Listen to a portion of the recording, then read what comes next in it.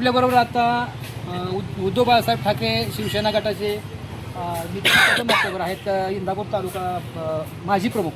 तर त्यांनी सांगितलं ते काय सांगतात की त्यांचं म्हणणं असं आहे की जर कुणी शेतकरी घाबरत असतील त्यांची केस मी इंदापूरच्या कोर्टात विना पैशाची लढायला तयार आहे. आणि तसंच आता आपल्याबरोबर शेतकरी संघटनेचे पश्चिम महाराष्ट्राचे अध्यक्ष रायते साहेब आहेत आणि आपण त्यांचीसुद्धा बातचीत करणार आहे, कारण ते नेहमी असं शेतकऱ्यांच्या न्यायासाठी आक्रमक असतात आणि खूप त्यांनी ह्याच्या आधी त्यांचं मोठं कार्य आहे. त्यांनी खरं तर मला वाटतं म्हणजे माझा अंदाज असा आहे की शेतकरी संघटनेला न्याय मिळवून देण्यासाठीच त्यासाठी न्यायालयाचं ज्ञान असलं पाहिजे, ते म्हणूनच ते वकील झालेले असावेत असं मला वाटतं. आपण त्यांच्याशी बोलणार आहोत.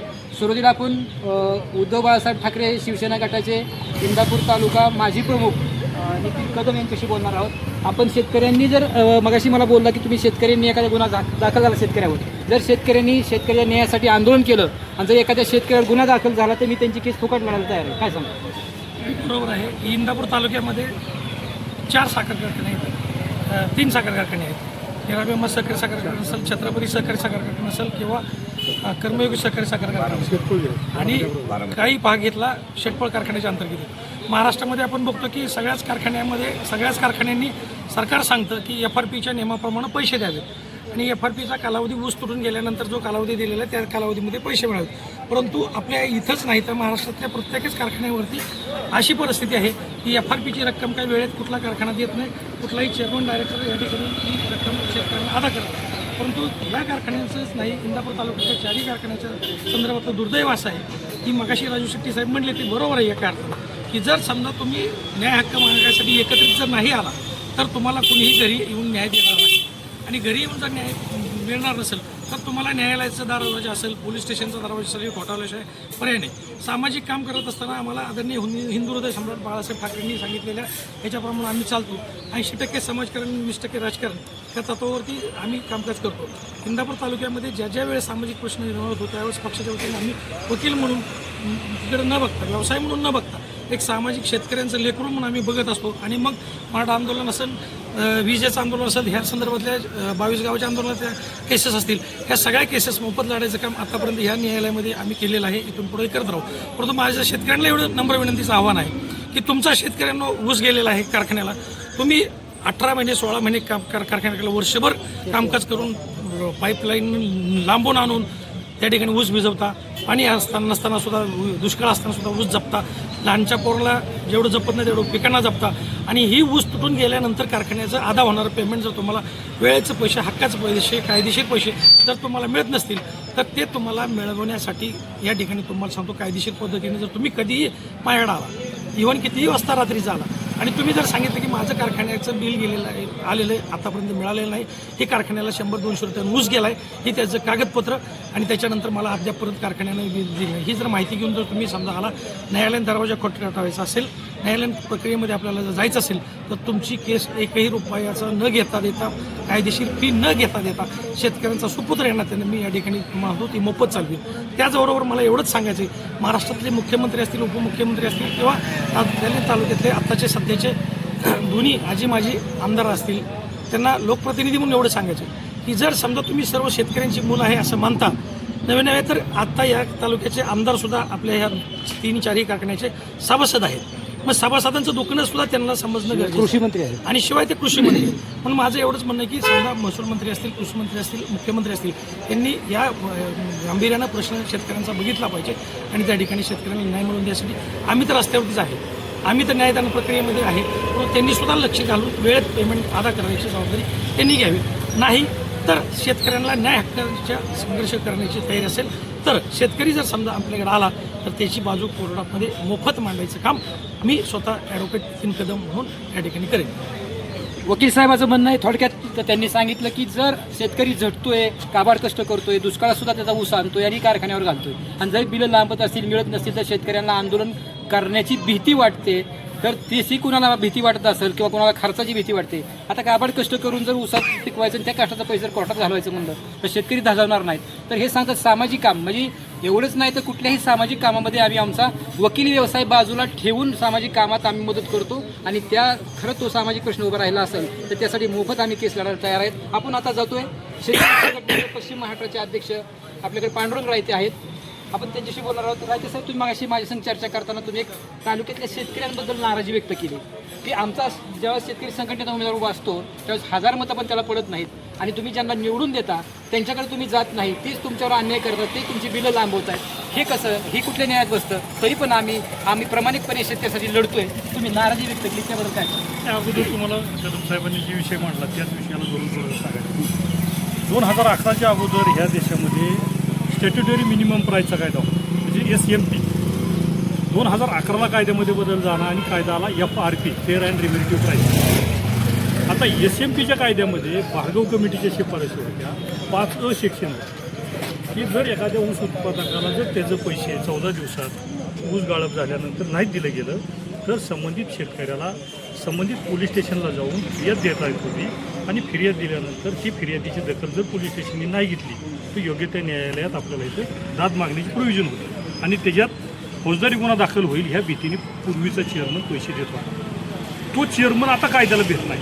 का भेट नाही तर FRPचा जो कायदा आला आहे त्याच्यामध्ये 5A सेक्शन वगळलेलं आहे आणि ही जी फौजदारी गुन्हा दाखल करायचा आहे 5A सेक्शन आहे भार्गव कमिटीची शिफारशी हे कंप्लीट वगळल्या आणि ऊसाचा भाव ठरवला तो रिकव्हरीवर आणि त्याच्यामुळं मग महाराष्ट्रात एक ट्रेड चालू झाला की प्रत्येक कारखान्याने रिकव्हरी चोरायची. उदाहरण द्यायचं झालं तर समजा आपल्या इंदापूर कारखाना आहे, शंकरराव भाऊ हयात असताना जर ऊस कारखान्याची रिकव्हरी बघितली तर 11:30 पावणे 12 रिकव्हरी त्या कर्मयोगीची बसत होती. मग असं काय घडलं की भाऊच्या काळात ऊसातून साखर पडत होती आणि आता अचानकच आमच्या ऊसातून साखर पडायची कमी झाली.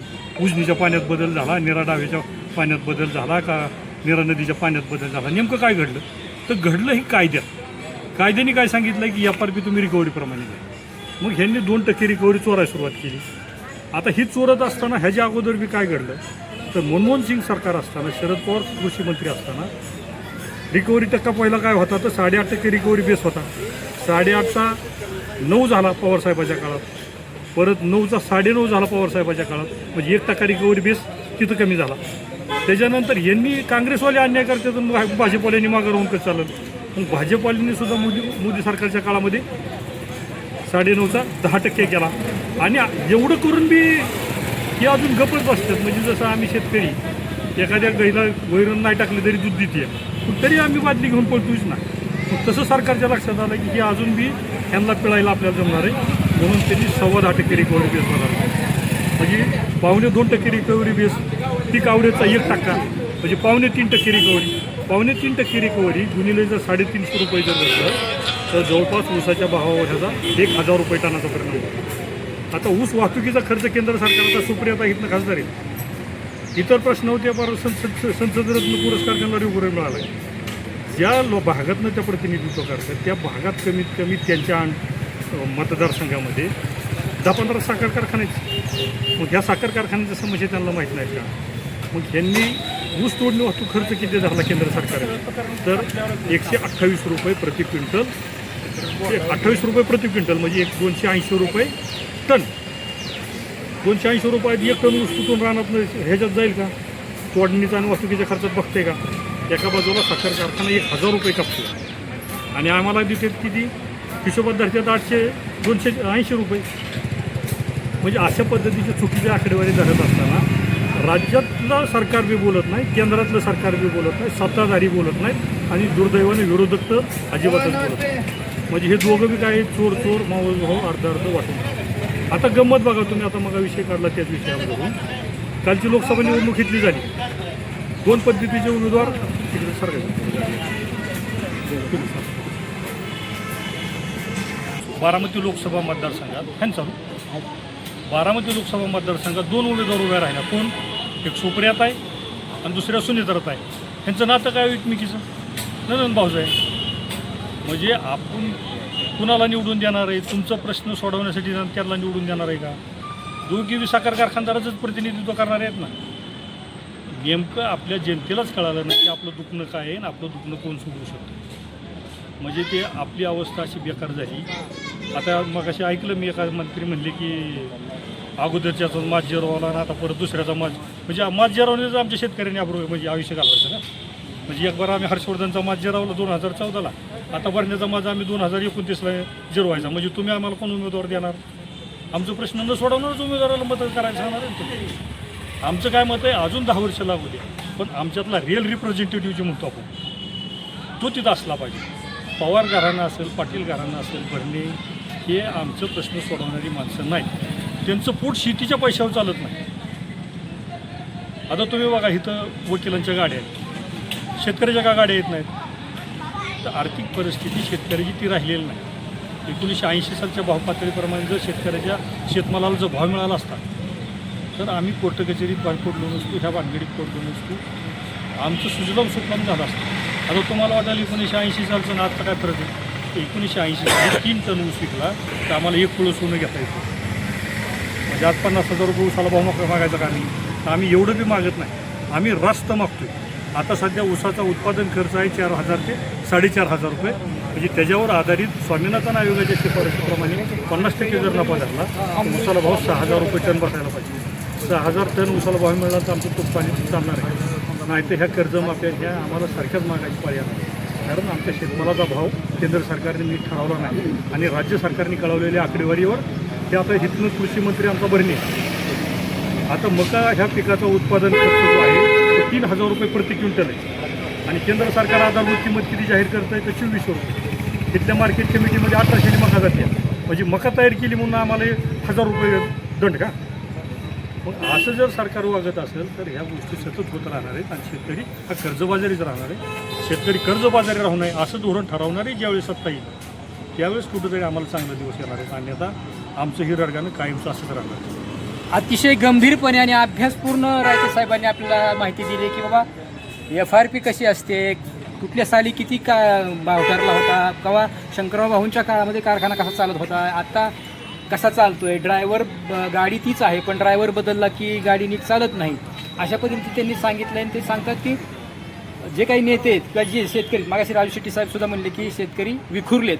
आणि ह्यांनी पण सांगितलं शेतकरी यांनाच वाटत नाही की आपण एकत्र यावं आणि शेतकरी जरी एकत्र नाही आलं तर असंच होत राहणार. त्याच्यावर त्यांनी सांगितलं की तुम्ही ज्या वेळेस शेतकऱ्यांच्या हिताचं सरकार येईल तेव्हा शेतकऱ्याला न्याय मिळेल, नाही तर शेतकऱ्याला तसा न्याय मिळणार नाही असं ते निश्चित सांगतात. Patra new Maharashtra express.